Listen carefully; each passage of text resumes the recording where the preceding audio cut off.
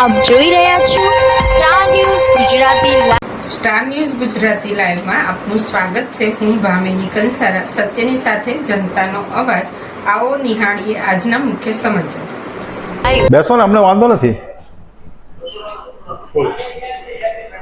Shashikant Babulal Patadia, મહામંડળના managing trustee, આજે આપણા સમાજનો એક બાળક, એને અશક્ય એવી રકમ ભેગી કરવા માટે આખો સોની સમાજ ભેગો થયો હતો અને ટૂંકા સમયમાં આ ટાર્ગેટ પૂરો કરવા માટે દરેક ઘટક, દરેક સમાજ, દરેક વ્યક્તિઓ કામે લાગી ગયા હતા અને હાલમાં હું એવું માનું છું કે 60-70 લાખ રૂપિયા હવે બાકી રહ્યા છે, એટલે આપણો ટાર્ગેટ પૂરો થઈ ગયો છે।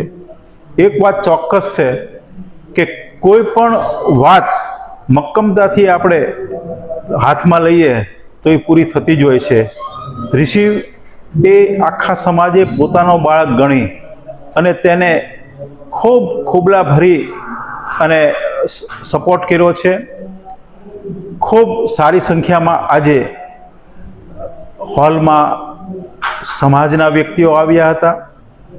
સમાજના વ્યક્તિઓએ અહીં આવ્યા પછી દ્રિશિવ માટે પ્રાર્થના સાથે પૈસો પણ આપ્યો છે। હું આખા સમાજનો ખૂબ ખૂબ આભાર માનું છું કે આવી કપરી સ્થિતિમાં સમાજ એક થઈ અને દ્રિશિવ પડખે ઊભા રહ્યા। આવી જ્યારે સમાજને જરૂર પડે ત્યારે અને સામાન્ય રીતે પણ આ સમાજ આ જ રીતે એક રહે એવી ભાવના સાથે। જય માતાજી। આજે સમસ્ત શ્રીમારી સોની સમાજની બોલાવેલી મિટિંગ હતી અમદાવાદ ખાતે। ગામો ગામથી સમાજના આગેવાનો આજે આ મિટિંગમાં ઉપસ્થિત રહ્યા હતા। આપણે બધા જાણીએ છીએ કે દ્રિશિવ દીકરો છે એને 9.5 કરોડનું ઇન્જેક્શન આપવાનું હતું, એના અનુસંધાનમાં બધા ભેગા થયા હતા। 7 કરોડની આસપાસનું ફંડ એકત્રિત થઈ ગયું હતું ટ્રસ્ટોમાં, પણ આજે આ મિટિંગ થઈ ત્યારે 2.5 કરોડ રૂપિયા જેવો તૂટો હતો।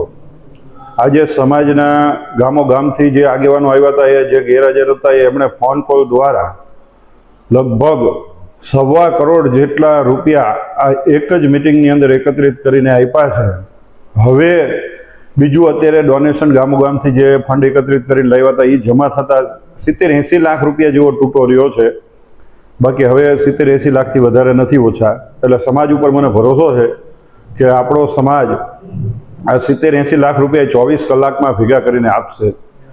આ મિટિંગમાં જ્યારે આ મિટિંગ કરવાની હતી ત્યારે અમે મહામંડળમાં રજૂઆત કરી વડીલોને, ત્યારે એ વડીલોના માધ્યમથી 2 દિવસની અંદર પહેલા દિવસે 25 લાખ રૂપિયા, બીજા દિવસે 10 લાખ રૂપિયા અને આજની મિટિંગમાં મહામંડળના જ વડીલોએ, મહામંડળના હોદ્દેદાર અમારા વિનુકાકા, એમને કહીને 21 લાખ રૂપિયા, એમ કરીને 72 લાખ રૂપિયા કે એવા તો આપણે ગણીએ છીએ કે 52 થી 56 લાખ રૂપિયા મહામંડળે એકત્રિત કર્યા।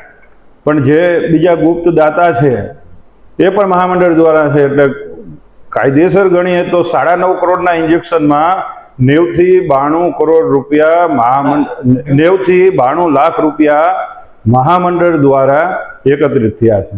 એ બદલ હું દરેક સંસ્થાનો, સમાજના દરેક આગેવાનો જે ગામથી આવ્યા હતા એ આગેવાનોનો, પ્રમુખોનો, ઉપપ્રમુખોનો, બધાનો હું આભાર માનું છું।